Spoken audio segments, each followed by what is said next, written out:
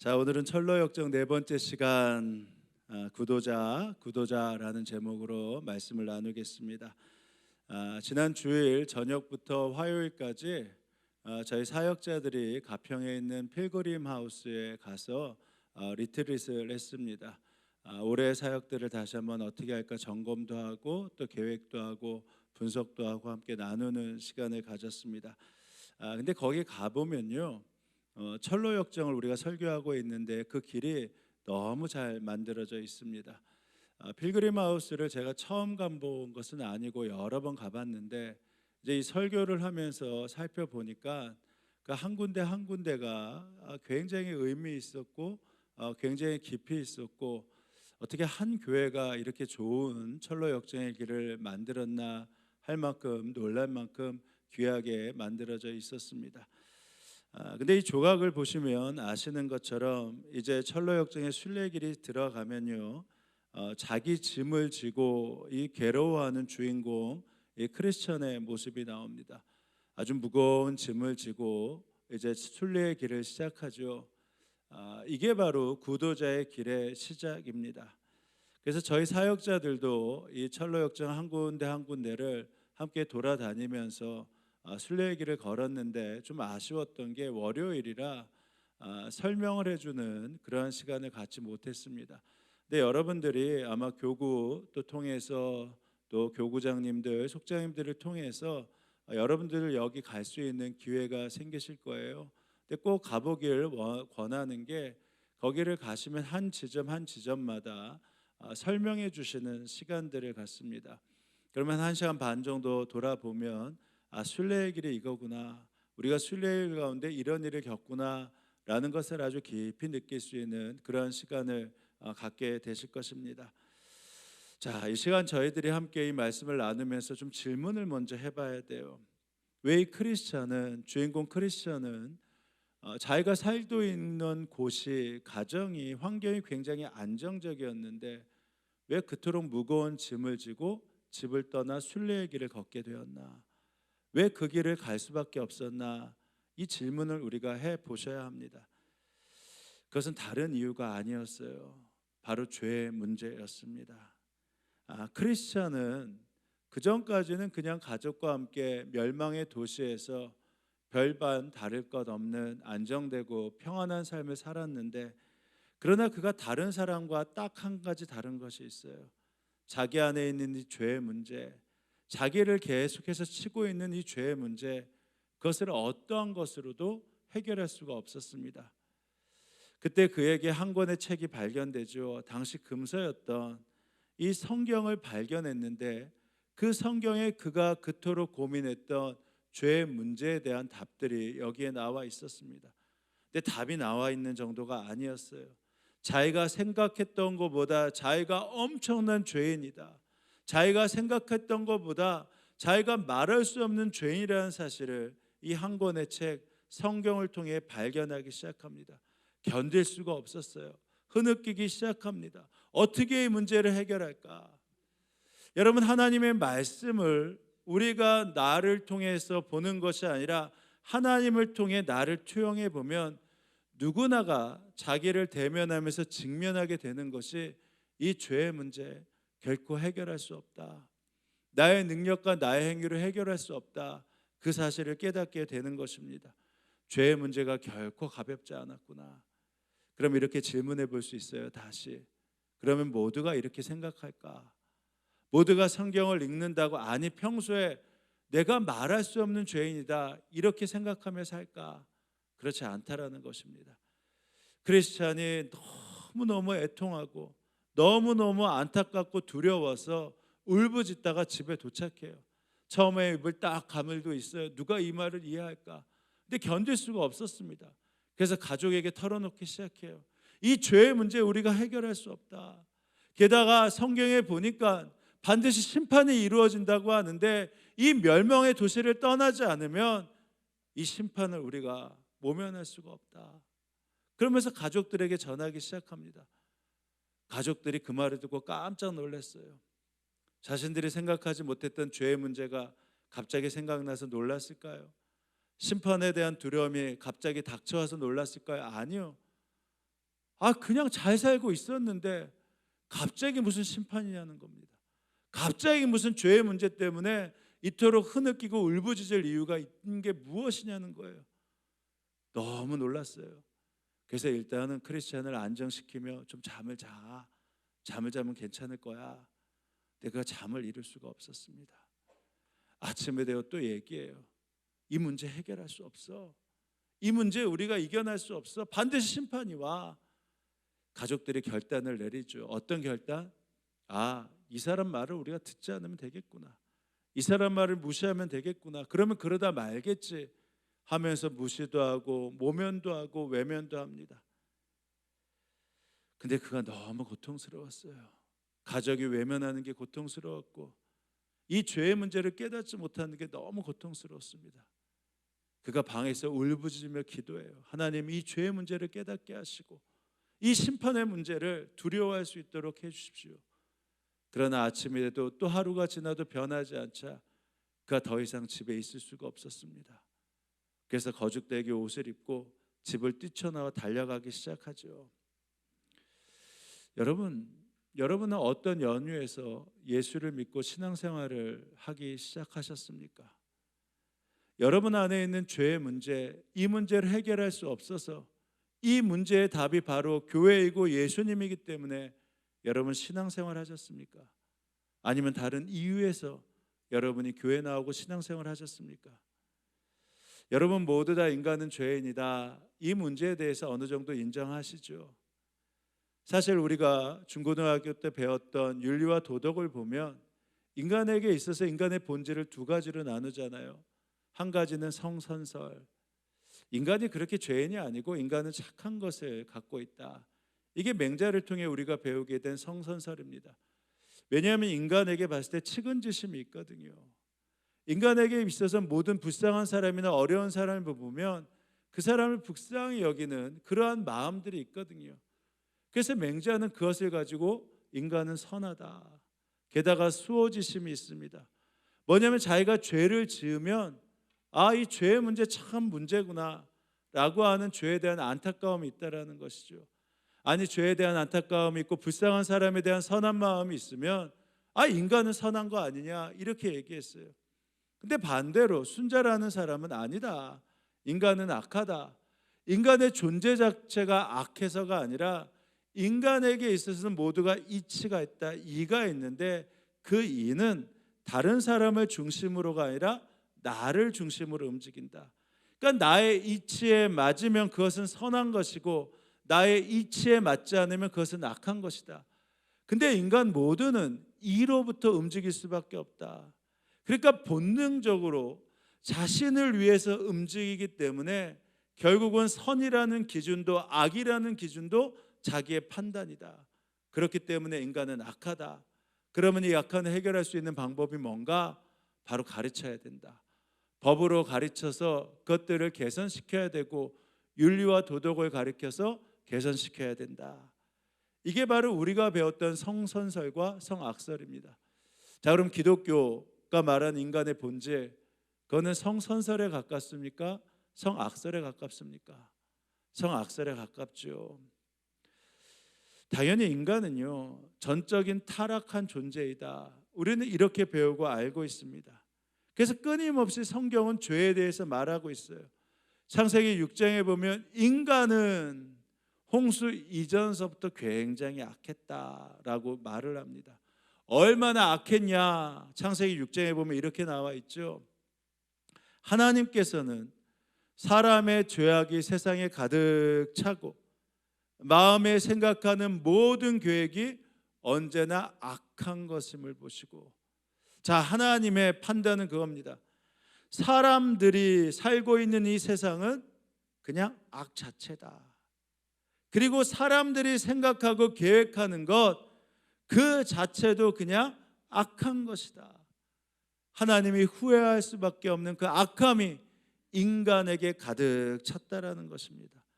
그러니까 사람의 영혼 속에 있는 것, 사람의 내적인 마음 가운데 있는 것, 사람의 맥적인 행동, 그 모든 것을 누가 평가하던 간에 하나님이 보셨을 때는 기질과 성향과 태도와 방법, 한마디로 악하다입니다.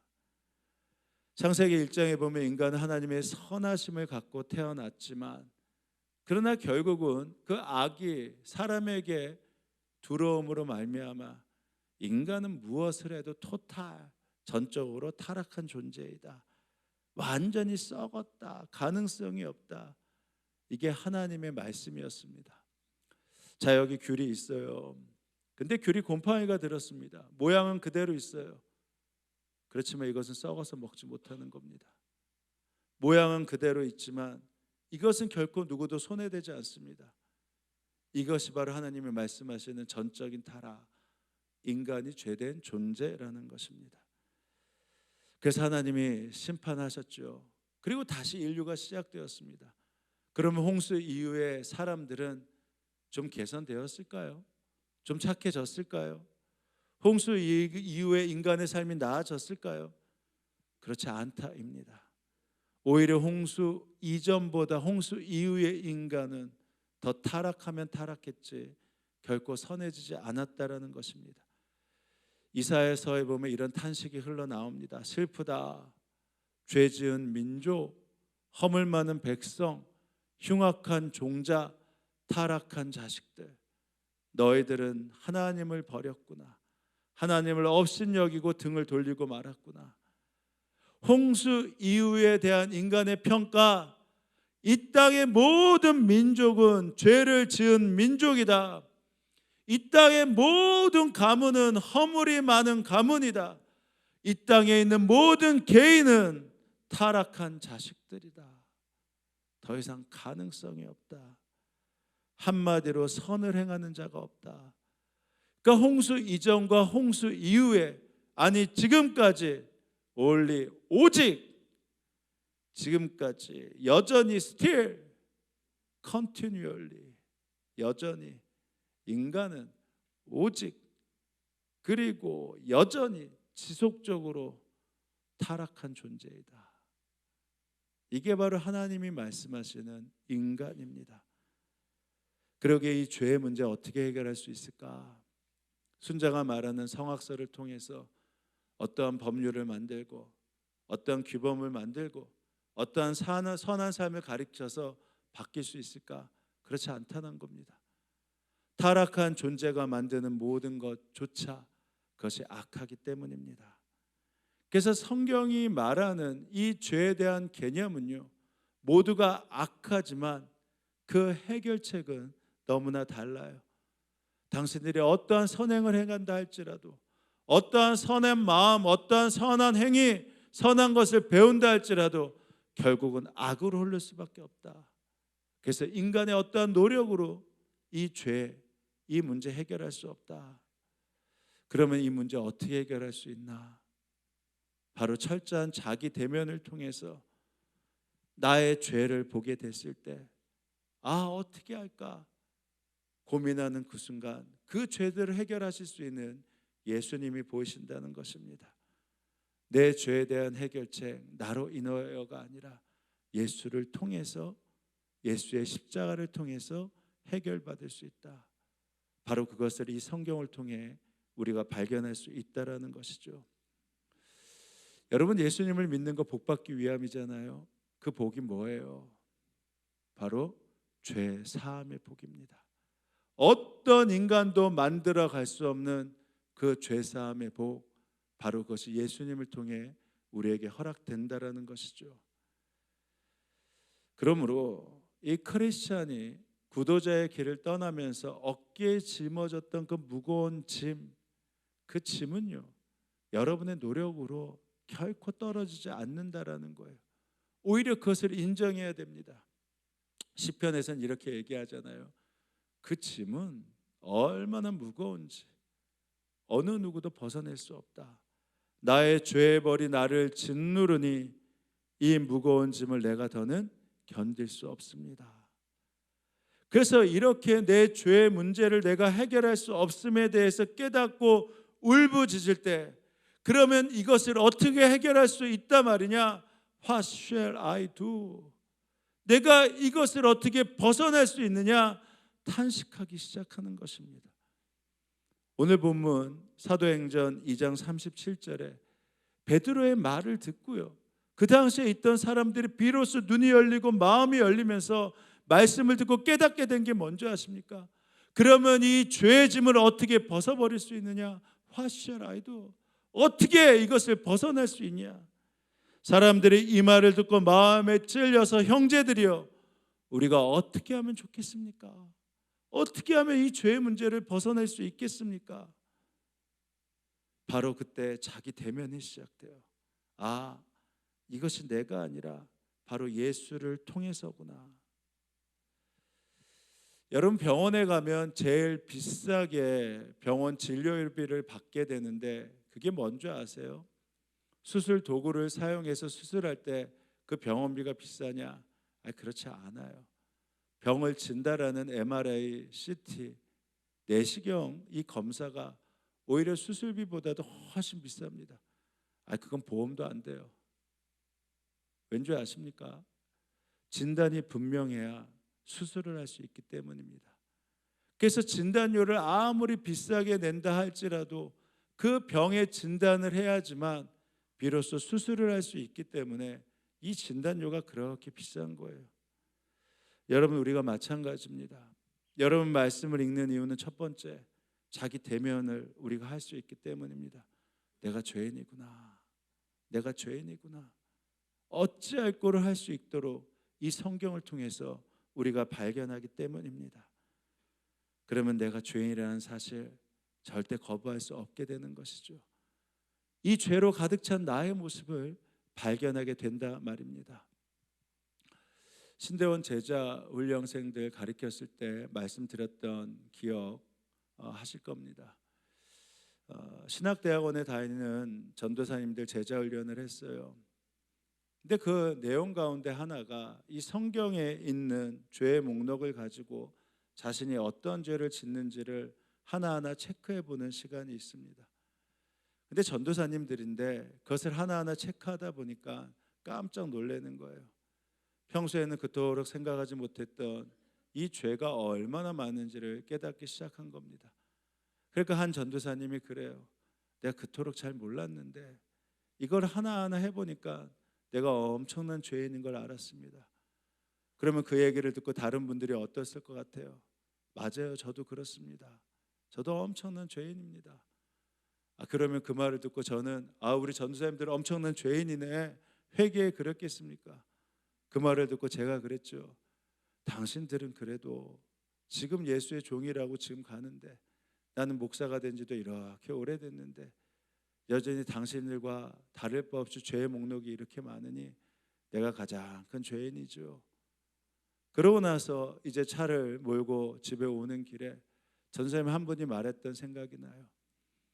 그전에는 그냥 죄가 죄다 이렇게 생각하는데 이 죄가 진짜 심각한 걸 알고 보니까 이 똥덩어리처럼 자기의 마음을 친다, 이렇게 이야기를 합니다. 그 말을 듣고 저도 오면서 그렇지, 이 죄의 똥덩어리가 내 마음에 가득 차 있지. 그러고 나서 그 다음서부터 새벽에 기도하는데요, 그 전까지 회개하려면 그냥 하나님 이거 잘못했습니다, 이거 잘못했습니다 하는데 그 죄가요 실제적으로 제 안에서 제 마음을 가득 차기 시작합니다. 얼마나 지저분한지요. 이게 똥덩어리로 느껴지기 시작하니까요, 헛구역질이 나오기 시작해요. 그것을 회개하기 시작하는데, 그러니 이것을 하나하나 끄집어내는 게 얼마나 힘듭니까? 그때 헛구역질이 나오기 시작하고 계속해서, 그래서 이제 좀 괜찮아졌다 싶으면 그 다음날 좀 기도하면 또 똑같아요. 하루가 좀 거룩한가 싶으면 그 죄에 대해서 민감하기 시작해서 보기 시작하면 똑같으라 말입니다. 한 달이 지나니까 견딜 수가 없어요. 이러다가 정말 죽겠구나. 여러분도 역시 마찬가지 아니시겠어요? 진짜 어찌할까 하면서 내 죄를 보기 시작하면요, 그냥 이거 쏟아내면 되지, 이거 회개하면 되지, 이러고 넘어가면 되지. 어느 누구도 그럴 수 없단 말입니다. 이게 실제적으로 느껴지기 시작하면 내 마음 가운데 있는 죄가 얼마나 더러운지, 이것을 끄집어내면 내가 견딜 수 없을 만큼의 아픔이 있고 견딜 수 없을 만큼 더러움이 있단 말입니다. 그것이 하나하나 씻어지기 시작해서 좀 괜찮기 시작하면 그러면 괜찮을까요? 지금도 마찬가지예요. 그 죄에 대해서 기도하기 시작하면 죄가 얼마나 더러운지 여전히 느끼고 보인단 말입니다. 여러분, 그래서 우리가 알아요. 죄 짓지 말아야지 한다고 죄가 안 지어지는 게 아닙니다. 그냥 우리가 존재적인 죄인이라는 사실 어쩔 수 없이 알 수 있단 말입니다. 근데 이게 큰 복이에요. 그래서 유진 피터슨이 이렇게 얘기했죠. 당신이 어느 장소에서건 어느 시간에서건 내가 가장 큰 죄인이다. 그래도 저 사람보다는 괜찮아. 저 사람보다는 내가 도덕적으로 윤리적으로 그대로 선한 일을 했어 라고 하는 것이 아니라 내가 가장 큰 죄인이다. 이것을 인식할 때 그분은 여전히 죄사함의 은총을 주시기 때문에 바로 그 사람이 그 자리에서 가장 행복한 사람이 된다. 가장 복된 사람이 된다. 이렇게 말하더라 말입니다. 그러니까 인간이 죄 가운데 있다라고 하는 이 말씀을 통한 자기 직면을 할 때 비로소 하나님의 말씀, 예수 그리스도가 나에게 얼마나 필요한지를 깨닫고 찾을 수밖에 없다라는 것이죠. 여러분 어떠세요? 다시 질문합니다. 왜 예수 믿으셨어요? 왜 예수님 앞에 오셨습니까? 정말 여러분이 죄인이라는 거 그거 정말 알고 사십니까? 아니면 그냥 죄인이지, 게다가 교리적으로 죄인이지 이렇게 알면서 여전히 회개보다는 그냥 회개해서 치고 하면서 넘어가고 계십니까? 여러분, 크리스천이 가장 큰 복을 누리지 못하는 게 바로 이것 때문입니다. 왜냐하면 예수를 믿을 때 죄인에 대한 문제를 깊이 생각하지 못하고 사람들의 말을 들어보니까 예수 믿으면 죄사함도 받고 이 땅에서 행복하게 살 수 있어, 이 땅에서 문제도 해결받고 잘 살 수 있어, 이것 때문에 예수 믿거든요. 그러다 문제가 생겨요. 이 말씀에 오류가 생기거든요. 분명히 어느 누구가 예수 믿으면 잘 되고 행복해진다고 하는데 꼭 그런 게 아니란 말입니다. 예수 믿었는데 오히려 어려움이 닥쳐와요. 풀리지 않는 숙제가 계속 있단 말입니다. 그러니까 당신 행복하냐라고 하면, 예수 믿으면 좋다냐고 얘기하면 말할 자신이 없어요. 그러다 보면 좁은 길, 예수의 길 따라가는 거 자신 없어진단 말입니다. 이 크리스천이요, 전도자의 말을 듣고 좁은 길을 들어가기 시작해요. 그때 좁은 길을 막 뛰어가면서 들어가니까 가족들이 말리기 시작합니다. 거기 가면 안 돼, 돌아와. 그냥 우리 멸망의 도시에서 그냥 그런가 보다. 다 남들 그렇게 죄 짓고 살잖아. 그렇게 살자. 이렇게 얘기합니다. 귀를 막고 달려가기 시작해요. 그 모습을 봤던 두 사람이 그를 쫓아갑니다. 바로 고집이라는 사람과 변덕쟁이라는 사람이에요. 그를 다시 멸망의 도시로 데려오게 하려고 쫓아갑니다. 힘껏 쫓아가요. 그러고 나서 다시 되돌아갈 것을 권합니다. 근데 오히려 이 크리스천이 얘기하죠. 당신들 이미 좁은 길에 들어섰으니 하나님의 말씀을 듣고 이 길을 함께 갑시다. 죄사함을 받는 구원의 길을 함께 갑시다 라고 이야기를 합니다. 고집이 암만 해도 크리스천이 듣지 않을 걸 알고 그냥 포기하고 다시 혼자 멸망의 도시로 나옵니다. 근데 변덕쟁이는 듣다 보니까 이 말이 참 솔깃하거든요. 죄사함도 받는데, 게다가 하나님 나라의 축복도 받는데, 잘 된대. 그러니까 나도 이 길을 좀 쫓아가 봐야겠다 하면서 크리스찬과 함께 좁은 길을 가기 시작합니다. 근데 문제는 가자마자 얼마 지나지 않아서 이 절망의 수렁에 빠지는 겁니다. 그냥 생각지도 않게 절망의 수렁에 빠져요. 그냥 진흙덩이에 빠져가지고 온몸이 구겨지고 더러워지고 도저히 헤어나올 수가 없습니다. 겨우겨우 안간힘을 써서 이 변덕쟁이가 절망의 수렁에서 벗어나와요. 그러고 난 다음에 뭐라고 한 줄 아십니까? 그가 기가 막힌 이 상황을 벗어난 다음에 분노의 말을 남기고 다시 멸망의 도시로 되돌아갑니다. 그가 남긴 말이에요. 당신이 나한테 이 좁은 길을 가며 행복하다고 떠들어대지 않았어. 당신이 이 길을 가며 죄사함도 받고 당신이 이 땅에서 행복한 길을 갈 수 있다고 떠들어대지 않았어. 근데 나는 그 길을 가자마자 이런 험한 꼴을 당했어. 앞으로도 이 험한 꼴을 당한다면 나는 이 길을 가지 않겠소 하면서 멸망의 길로 되돌아가더라 말입니다. 변덕자애가 왜 크리스찬 따랐는 줄 아시겠죠? 죄사함도 받으면서 게다가 행복하다고 하거든요. 이게 일석이조 금상첨화니까 그 길을 따랐는데, 아니 문제도 생기고 어려움도 생기니까 굳이 그 좁은 길, 예수의 길을 따를 필요가 없더라 말입니다. 여러분, 우리가 예수 믿을 때 이럴 때 많잖아요. 어느 누가 예수 믿으면 하나님이 축복하셔서 부자 될 수 있어. 예수 믿으면 하나님이 축복하셔서 장관도 될 수 있어. 예수 믿으면 하나님이 축복하셔서 너의 자녀 잘 될 수 있어. 그러고 나서 예수 믿었는데 초신자에게 어떤 문제가 생겨요? 정말 그럴 줄 알았는데 그런 게 아니란 말입니다. 자녀가 잘 되기는, 재정이 회복되기는, 어떤 문제가 해결되기는, 그렇지 않고 여전히 어려움이 있으면, 도대체 먼저 그 길에 갔던 사람들의 말이 뭐야? 이 길을 따를 수 있어? 이게 복이야? 라고 하면서 다시 멸망의 도시로 되돌아가고 싶다 말입니다. 왜냐하면 당장의 문제 예수로 해결할 수 없기 때문이죠. 여러분, 그러나 예수님을 믿을 때 예수님이 약속하신 가장 큰 복은 뭔지 아십니까? 이 죄의 문제, 뼛속까지 우리의 문제를 해결할 수 있는 이 죄의 문제, 바로 그거 해결해 주시겠다 약속하신 죄사함의 복, 그것을 주님이 약속하신 가장 큰 복이라고 말씀하신 것입니다. 그러면 그 누구에게나 허락된 약속의 복이 되는 것이죠. 이제 말씀 마칩니다. 예전에 성도로부터 이런 말 들었어요. 너무 죄에 대해서 자주 설교하면 사람들이 싫어한다. 은혜에 대해서 얘기하면서 잘못했어도 괜찮아.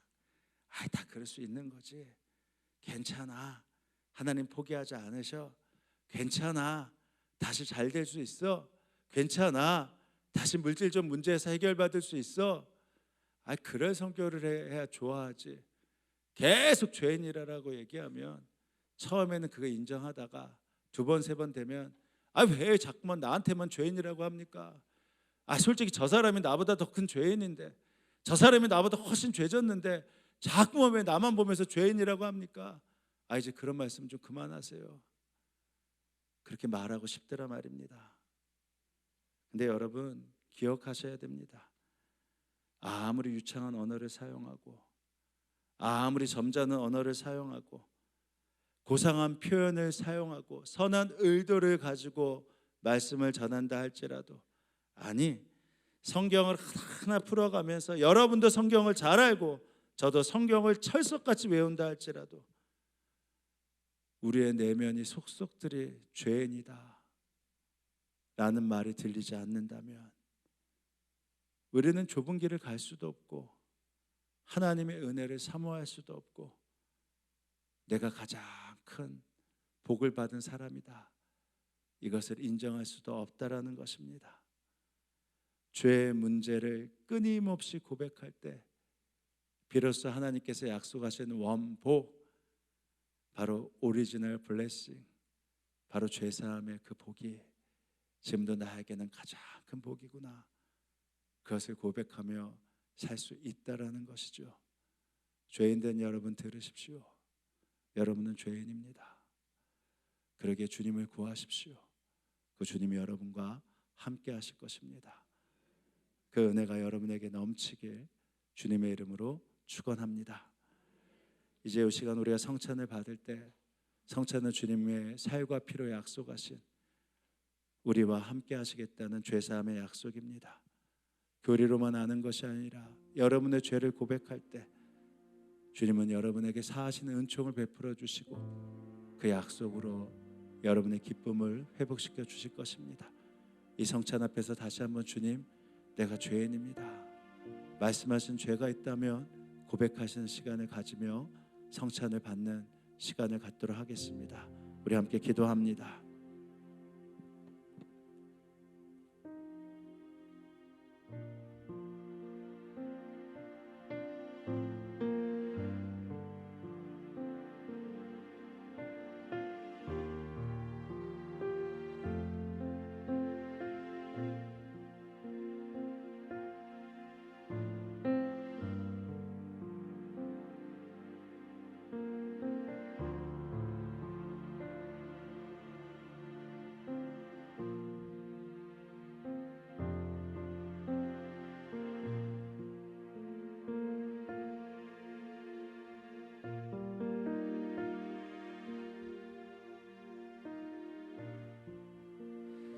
하나님, 저에게 믿음을 주시고 먼저 기도하게 하신 감사합니다.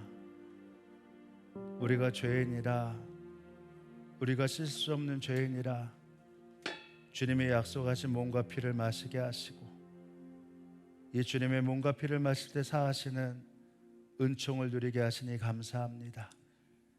이제 말씀으로 깨달았사오니 잔과 떡을 받을 때 주님의 약속과 은혜가 넘치게 하시고 사시는 은총을 누리게 하여 주옵소서. 예수님의 이름으로 기도합니다. 아멘. 예수님께서 제자들과 함께 마지막 식사를 하실 때 떡을 들어 하늘을 우러러 기도하시며 말씀하셨습니다. 이것은 너희를 위해 주는 내 몸이다. 이 죄인 된 몸과 주님의 하나 되겠다고 약속하신 것입니다. 이 은총을 누리시길 원합니다.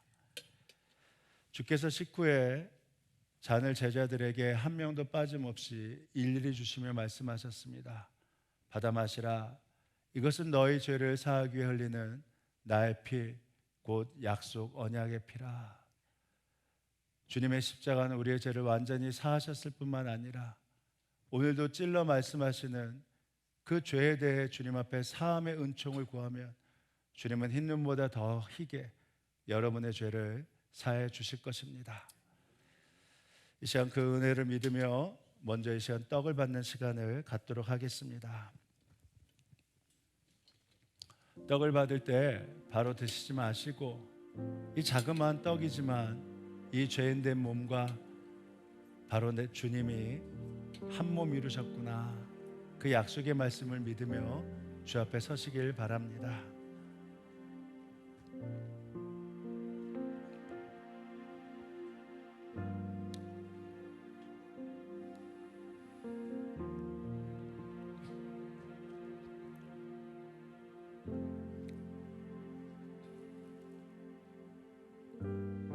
나는 하늘에서 내려오는 살아있는 떡이니 사람이 이 떡을 먹으면 영생하리라.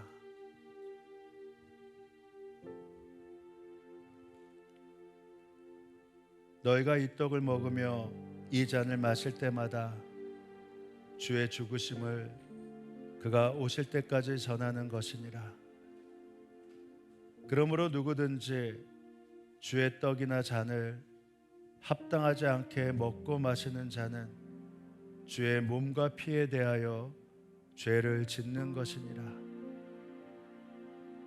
사람이 자기를 살피고 그 후에야 이 떡을 먹고 이 잔을 마실지니 주의 몸을 분별하지 못하고 먹고 마시는 자는 자기의 죄를 먹고 마시는 것이니라. 혹시 잔을 떡을 받지 않으신 분은 손을 들어 말씀해 주시기 바랍니다.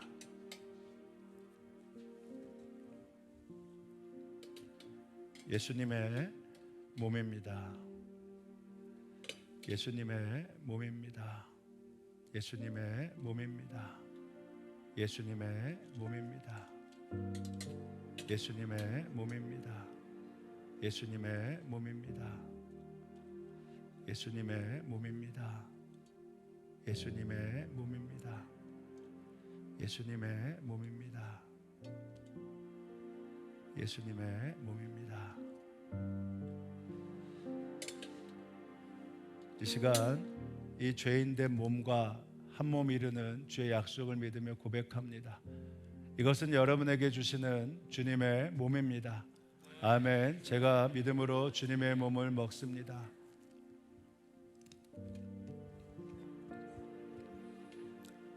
잔을 받고 난 다음에 말씀드린 대로 바로 드시지 마시고, 주님께서 지금 찔러주시는 죄가 있다면 주님 회개합니다, 주님 용서하여 주옵소서, 이렇게 십자가 앞에서 고백하시길 원합니다. 주님의 흰 눈보다 더하게 여러분의 죄를 사하여 주실 것입니다.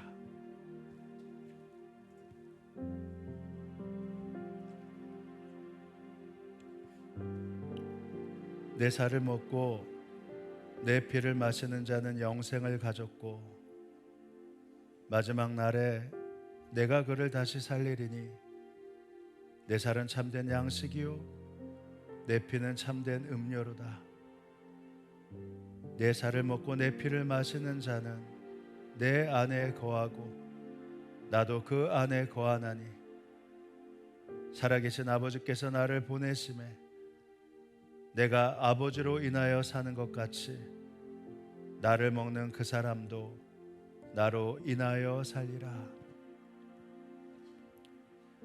만일 우리가 죄가 없다고 말하면 스스로 속이고 또 진리가 우리 속에 있지 아니할 것이요 만일 우리가 우리 죄를 자백하면 그는 미쁘시고 의로우사 우리 죄를 사하시며 우리를 모든 불의에서 깨끗하게 하실 것이요. 아멘. 혹시 잔을 받지 않으신 분이 있으시면 손을 들어 말씀해 주시기 바랍니다. 예수님의 피입니다. 예수님의 피입니다. 예수님의 피입니다. 예수님의 피입니다. 예수님의 피입니다. 예수님의 피입니다. 예수님의 피입니다. 예수님의 피입니다. 예수님의 피입니다.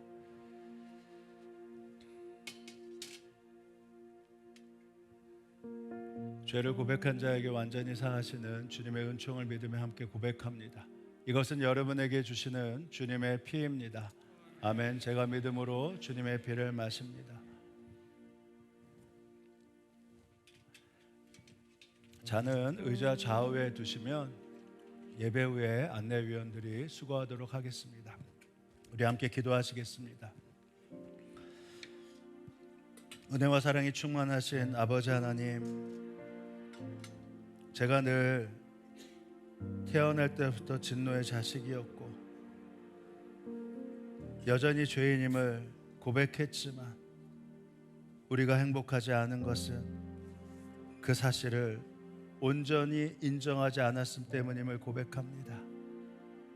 이제 말씀을 통해 제가 가장 큰 죄인임을 고백하고 믿게 하셨사오니 이 자격 없는 나에게 주신 십자가를 통해 사함의 은총이 가장 큰 복으로 믿어지게 하시고 이제는 죄를 이겨낼 뿐 아니라 구도자, 신앙인으로서의 삶을 실천해 볼 수 있도록 우리를 이끌어 주옵소서.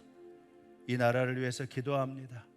여전히 많은 난제들이 있지만 무엇보다 국가적 재난이 발생하지 않게 하시고 이 난제들을 풀어가는, 그래서 온 국민에게 새 소망을 주는 정치가 세워지게 하여 주옵소서. 북한을 위해 기도하오니 남북의 대립을 막아주시고 그러나 서로의 체제를 인정하는 불안정한 평화가 아니라 모든 사람에게 자유가 선포되는 자유민주주의 체제로의 통일이 준비되게 하여 주옵소서. 억류되어 있는 목사님, 선교사님, 성도님들 속기 석방되게 하여 주옵소서. 전 세계적으로 전쟁이 종식되며 평화가 오게 하여 주옵소서. 우리 선교사님들을 보호하여 주시고 그들의 가정을 보호하여 주시고 그들을 통해 열방이 주께 돌아올 수 있도록 역사하여 주옵소서. 우리 성도들 가정 안에 믿음이 회복되게 하시고 무엇보다 주의 보혈로 병에서 고침을 받게 인도하여 주옵소서. 오늘도 주님께 감사하여 허락하신 것에 일부를 떼어 봉헌합니다. 우리의 감사와 사랑을 받아주시고 넘치는 은혜로 더하여 주옵소서. 감사드리며 예수님의 이름으로 기도합니다. 아멘. 우리 이제 다 함께 일어나셔서 찬양할 텐데, 찬양에 앞서서 이렇게 먼저 축복하며 서로에게 고백합니다. 복음의 삶을 살아냅시다. 이렇게 인사하시겠습니다. 한 번 더 인사할까요? 죄사함의 은총을 가장 큰 복으로 여기며 삽시다. 이렇게 인사하시겠습니다. 함께 찬양하며 나아갑니다. 주여, 우리 연약합니다. 주여, 우린 연약합니다. 우린 오늘을 힘겨워합니다. 주 뜻 이루며 살기에 부족합니다. 우린 연약합니다. 주여, 우린 넘어집니다. 오늘 하루 또 실수합니다. 주의 긍휼을 구하는 죄인입니다. 우리 주만 바라봅니다. 한없는 주님의 은혜 온 세상 위에 넘칩니다. 가릴 수 없는 주 영광 온 땅 위에 충만합니다. 주님만이 그리로니 우린 그 길 따라갑니다. 그날에 우리 이루실 주는 완전. 우리 한 번 더 찬양합니다.